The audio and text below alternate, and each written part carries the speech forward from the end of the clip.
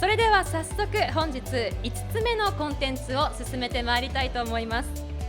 ゲストは芸術家、作家、フィラントロピストのエマ・キャスリン・ヘプバーン・ペラーさんです。オードリー・ヘプバーンの孫であり、アーティストであるエマ・キャサリン・ヘプバーン・ペラーさん、エマさんは亡き祖母の意思を引き継いでユニセフや国連、UNHCR などの人道支援活動を積極的に行っています。現在はオードリーの伝説を執筆中という彼女が、家族だからこそ知るエピソードなどを交えてオードリーのメッセージについて語ってくださいます。題してELLE Japonプレゼンツ祖母オードリー・ヘップバーンのレガシーを引き継いで私たちが目指す世界。それではお待たせしました。エマ・キャスリン・ヘップバーン・フェラーさんをお呼びしたいと思います。 Please welcome Ms. Ferrer. Please come onto the stage. 大きな拍手でお迎えください。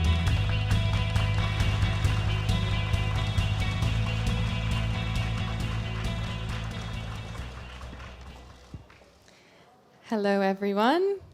Thank you so much for having me here today. It's a really big honor to be speaking at ELLE Women in Society, and very exciting to be in Japan for me. Tomorrow is my birthday, so I'm also celebrating that here in Japan. Thank you. I only said that because it's the biggest birthday present that I could ask for. Today, I would like to speak to you all about something that has been on my mind recently, and it's the topic of finding your own path. I want to talk about this because for a long time, I've sort of trying to be understanding what it means to follow your own path. We hear a lot about in today's society, when people talk about mindfulness and identity and individuality. And I just kept hearing this term over and over again, finding your own path. And I don't think I really started to understand what it meant until recently. So I'm going to share with you what it means to me, and I hope that you can find some truth in it as well. So, what does it mean to find your own path? I think that in speaking of finding your own path, it's not important to look at the word finding or path, but your. Because, in my opinion, your path is not anyone else's path, and anyone else's path is not your path. When we grow up, we depend on our parents and teachers that we find along the way, and this is good. It comes naturally to us. We learn a lot from other people that we encounter in our lives, and everyone that we encounter on our path is there for a reason. There is something to be learned from everyone. But I believe that the purpose of finding your path is learning and beginning to understand that while these people might be there to help you see something or to help show you something, and maybe to even see momentarily through their own eyes, they're still on their own path. The great Sufi scholar Rumi said that everything in the universe is within you. Ask all from yourself. Throughout my entire life, I've been extremely blessed with the fortune of having a wide variety of experiences, and I've lived things that have been extremely rewarding and also very emotionally trying. And a lot of this is because of who my grandmother was. And I've been asked my entire life what it means to be the granddaughter of Audrey Hepburn. And it's a huge gift and a blessing, but it's also been very difficult for me, I have to admit, because people have looked at me my whole life and they've tried to see her. So I guess you might be able to understand that it's been extremely important for me to figure out my own identity, and that's what I want to speak to you about today. When I sat down to write this speech, in fact, I tried to make a vow to myself to not speak about her, which is impossible because I realized along the way that she is a huge part of my identity, and I could never try and deny that fact. I never got the chance to meet her, but I'm going to share with you a little secret about her today. Audrey Hepburn was elegant, compassionate, gracious, grateful, and delightful, but she was also the most stubborn person that you've ever met. My mother used to say that she was the iron fist in a velvet glove. I once heard this phrase, "The universe falls in love with a stubborn heart," and it stuck with me, and I've been thinking about it ever since I heard it. I don't think that I ever really started to get a clear idea about what it truly meant until recently. So as I mentioned, tomorrow I'm going to be 24, and I'm starting to get a new perspective about what this means, that the universe falls in love with a stubborn heart. When we grow up, we learn that stubbornness is not necessarily a good quality. Maybe it's not necessarily a feminine quality.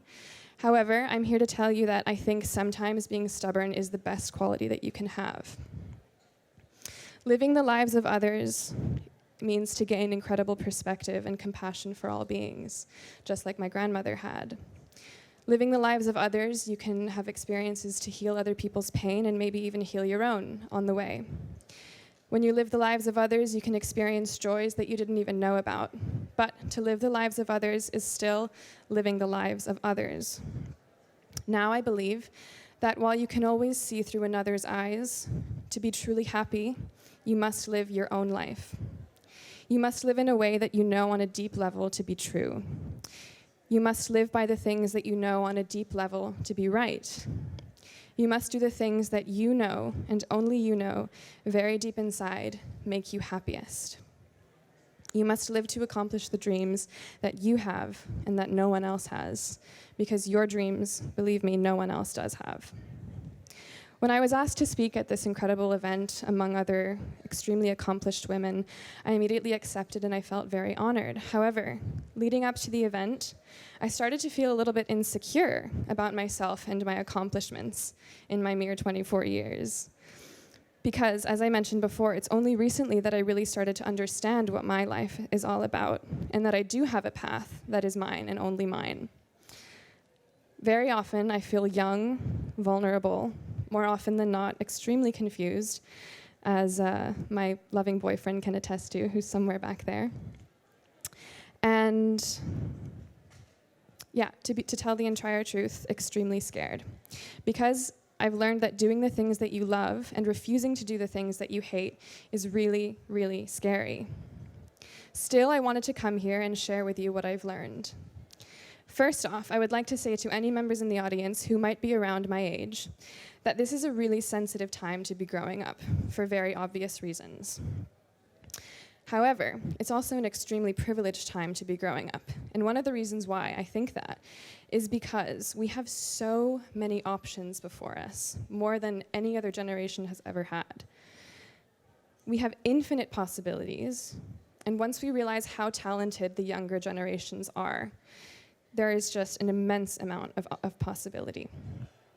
I recently listened to a TED Talk that said that the jobs of the future won't feel like jobs at all. And I truly hope for that, and I believe that it's possible. Because the truth is that we really need people in society doing the things that they love. Because if people are doing the things that they love, and they're busy doing that, they will have less time to be angry, hateful, violent, rude, and afraid. And this brings me to the first idea that I would like to share with you. What does it mean to be a person in society, let alone a woman in society? And I think that's what we're all here to learn today. So to get a better idea of this, I had to look up what the definition of society is. So I'm going to share with you some of the definitions that I found. 1, society is the aggregate of people living together in a more or less ordered community. 2, an organization or a club formed for a particular purpose or activity. So, in a sense, this is a small society here today.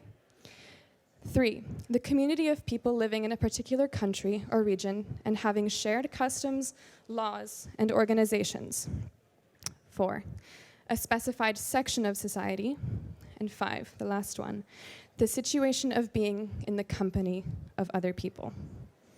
So, to me, when I think about society, I believe that it's impossible to not think about our community and the other people that are in our lives and in the lives that we haven't even encountered yet. Our communities today are changing rapidly with mass immigration, intercultural development, the internet, technology as a common language for everyone. For example, you can now hear me speaking in your own language, thanks to technology, and the refugee crisis. Ever since I was tiny, I was extremely fortunate because my family exposed me to many opportunities to learn about other people that had entirely different privileges, maybe even less privileges than I did. I used to teach art to inner city kids in Los Angeles so that they could learn new kinds of visual languages to express the things that words could not express.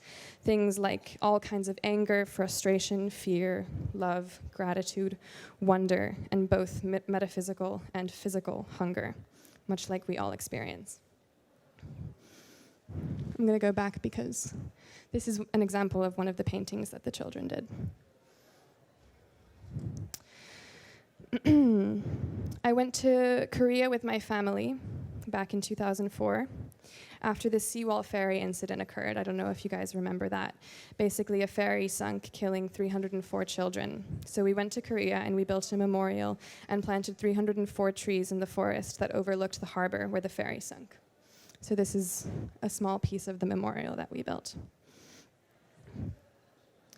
I volunteered with UNICEF, packing and shipping winter clothes to Syrian children to keep them warm throughout the winter.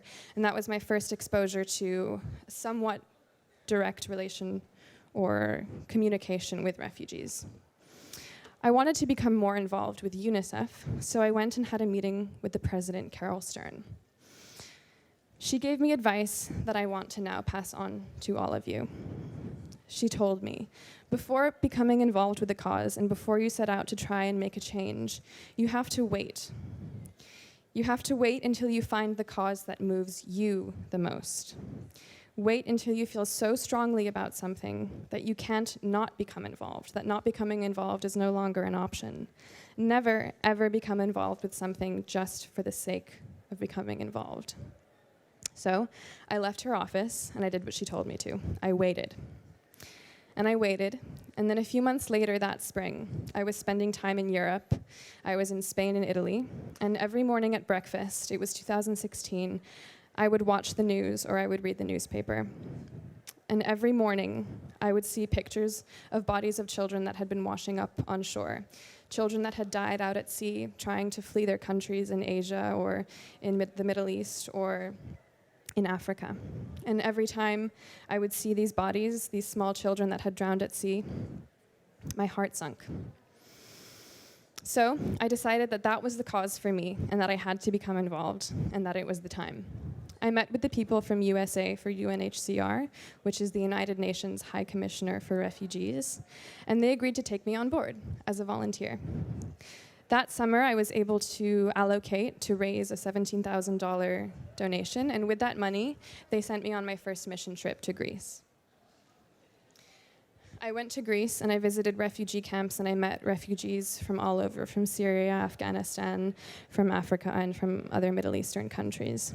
I interviewed a Syrian family that was living in a real home situation outside of a refugee camp, thanks to the EU relocation scheme, which at the time had aims of relocating 100,000 refugees outside of refugee camps. Because I don't know if any of you know this, but the average time that a refugee spends in a refugee camp is 18 years on average. So I wrote this interview that I conducted in the form of an article, and it was published by Vice magazine and by UNHCR's platforms. And while I visited refugees and spoke to them, I played with the children, and I found that there too, just as I had seen when I was younger in Los Angeles, that children used art as a means to express their stories and to tell their stories. This is an example of one of the drawings that a small refugee child made in the camp. So today, people ask me all the time how to become involved, and sometimes it's a little bit startling because I have to think very, very, very clearly about how I myself became involved. So what I tell them is that simply by talking about it, they're becoming active. Simply by talking about the cause that you wish to become involved in, you're taking an action. People tend to shy away from action when it comes to these huge global crises or causes because they believe that there's too much to be done, so where would you even start? But I do firmly believe that if you start talking about it, if you start talking about what matters to you with another person, that you're becoming involved in a really important way. Additionally, in the terms of refugee crisis, if anyone is interested, I think that you have to understand what a refugee is. You yourself might even be a refugee without even knowing it. A refugee is anyone who is forced to flee their home because of an outside cause, whether that be social violence, domestic violence, natural disaster, war, poverty, hunger, or even abusive relationships. There are refugees all around us, and once we realize that, and that they aren't just the children that we see on the TV screen with the orange life jackets, we begin to gain more perspective and more compassion. Last year, I curated an art exhibition in New York City, where I live. It featured artwork by designers such as Zach Posen and Manola Blahnik, to name a few. And the proceeds of the exhibition went to USA for UNHCR. So it's just an example of me always trying to tie in this cause into whatever I do. The exhibition was about fashion and art, and it was basically a look at the kind of artwork that designers use leading up to their execution of the pieces and the artistic way that they think about their clothing. So some will make a drape, like this drape by Zach Posen, and some will make a drawing, and so on and so forth. This wasn't the only time that I found myself on the cusp of fashion and art. I was featured on the cover of a magazine, as some of you might know, back in 2014. I was in a movie last year. It's a still from the movie. And I wrote a book about my grandmother, Audrey Hepburn, trying to understand her role as a fashion icon and trying to understand why people looked up to her so much. And not only that, but why the younger generations of today still admire her so much. So why is she timeless, and why, even though she's from a completely different era, do the young people of today still admire and look up to her so much? And what I learned in doing the research for this book was that people looked up to her because she was who she was and not anybody else. At her time, women had big breasts, blonde, long hair, curvy bodies, and thick, luscious lips. They were fashionable and popular for those reasons. But instead of trying to emulate them or change herself, she embraced her flaws and stuck to what she knew she liked, which I think is something that we can all relate to, especially as women. One little story that you might find interesting is how in the 1950s, after the Second World War, Japan held a national Hepburn style contest, where girls came from all over the country wearing their best Hepburn-inspired outfits. These are the winners, by the way. Girls came from all corners of Japan, proving their love and admiration for Audrey and her signature look. The contest was a significant moment in history that proved that it wasn't just Audrey's clothes, but what the clothes represented that inspired the masses. At the time, those clothes represented liberty, the identity of the modern woman, the glamorous Western lifestyle that was so yearned for in Asia after the war, and still today, I might add. After nearly a decade of war in the 1950s, after destruction, censorship, and prohibition, Audrey simply represented freedom to those girls. And although they came with their best efforts to look just like Audrey, it was the freedom to be and to express themselves. So, I consider myself an artist as well, just like I believed that my grandmother was an artist. I paint, I sculpt, and I write. It's what I love the most and what makes me happiest. I studied classical painting at the Florence Academy of Art, and I've recently left my job as a curator, as I mentioned before, to paint full-time. The kind of work that I do explores themes like the female identity, the female form, dreams, metaphysics, things like that. Just a few examples of my artwork.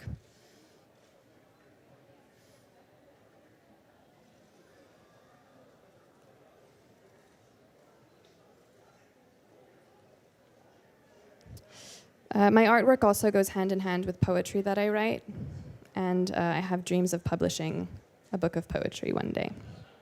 So, in conclusion, I believe that following my heart is what has made me the happiest I've ever been. And recently, as I mentioned, I've decided to take a small hiatus from all of the other things that I've been pursuing so that I can paint full-time. And I've come to believe that money, fame, fortune, success will never make you happy. Only doing what you love and being with the people that you love will. So, I'm personally pursuing the life of an artist, and I would like you all to think about what kind of life you're pursuing and why you're doing it. Every day I have to cast aside fears of not being good enough, of not being talented enough, and of not being able to be successful enough in the field that I want to. And it's very difficult as a woman because I think we're told a lot of the time that we have to look a certain way or we have to be a certain way or act a certain way in order to be accepted in society, in order to be appreciated by other women and by men. But I'm here to tell you that you don't have to. So, being happy and doing the things that you love is the only way it's going to work. I'm beginning to see that when I am happy, those who love me are happy too. And I think that this can only come from finding my own path and not the path of anyone else, and committing to follow it until the very end. Thank you. ありがとうございます。Thank you very much for an inspirational talk. I've actually got some questions here that I'd like to ask, so Great. I'm going to come up on the stage. Okay. せっかくなので少し質問をさせていただこうと思います。Okay, so the first question is, do you have any personal rules when you choose your outfits? Yes, I do. I think comfort first, functionality second, and then appearance last. Do you have any favorite types of clothes? I personally wear a lot of vintage. I love used clothes of all sorts. I also think it's it's a lot better for the environment. And other than that, I like simple clothes. I like handmade clothes. I also just like to get simple pieces from Zara or H&M and stuff like that. Yeah. So you actually try a lot of kinds of clothes. Yeah, I think I experimented with my personal style for a really long time, and I've sort of begun to be a little bit more decisive about it recently. Yeah. Thank you. Moving on to the next question. What word beauty means to you, and what do you do to achieve that? I think that beauty, and this is most obvious with my grandmother, for example. I believe beauty is first within and then without, and I think that you can't have the latter without the former. But to me, beauty is also individuality, and like my grandmother did, owning your flaws and accepting them. I think that when you see a truly confident person, it's not because they're so classically beautiful, but just because they love themselves exactly the way that they are. A lot of people, including myself, sometimes have problem finding confidence in myself. Yeah, me too. What do you think is would you give me some hints that how to find confidence? Yeah, I actually think that sort of emphasizing the things that you're least confident about and doing that over and over again is the best way to gain confidence. So if you're sort of self-conscious about your skin, like so many women are, try and wear no makeup. Or if you're not confident about your body, wear clothes that you would never wear that kind of force you to just try and bear through it. And then or if you're not confident in a certain language, try and force yourself to speak it. And once you do that over and over again, you begin to become really strong and resilient. Thank you. I think it kind of overlaps the last question, but how about self-belief? Do you have any self-belief, or do you have any saying that you always think of? Yeah, I think that nothing is possible if you don't believe in yourself. But if you do believe in yourself, everything is possible. I think that it's not always easy to believe in yourself, but it's something that you have to practice. And the people who are successful in the fields that we want to be successful in believe in themselves. And that if you do, really, you can do anything. I really believe that. What would be the step one to believe myself, you think? I think that sort of looking at past accomplishments, like, when I get tripped up about my painting, when I get in my head about, not being a good artist or not being good enough, I try and look back over the things that I have done that I'm proud of and understand why I did those things. You know, what sort of circumstances were going on in my life that allowed those things. And then I also believe, you know, having people who believe in you in your life, like having healthy, loving relationships is a huge factor in that. I'm in a really loving relationship right now, and I think it gives me so much strength to continue being myself even when I doubt myself. So it doesn't necessarily always have to come from yourself. It can come from someone else too. Thank you very much. That's very encouraging, actually. Good. Should we move on to the next part, or do we still have time? That I didn't really have to speak. Okay, so I would like to ask more questions, but I guess we are running out of time, so Okay. we have to move on. ちょっとね、お時間がなくなってきましたので、もっと質問したいところですけれど、この辺で、質問のコーナーをね、終わりにさせていただいて、フォトセッションに移らせていただきたいと思います。まず今一度大きな拍手をお送りください。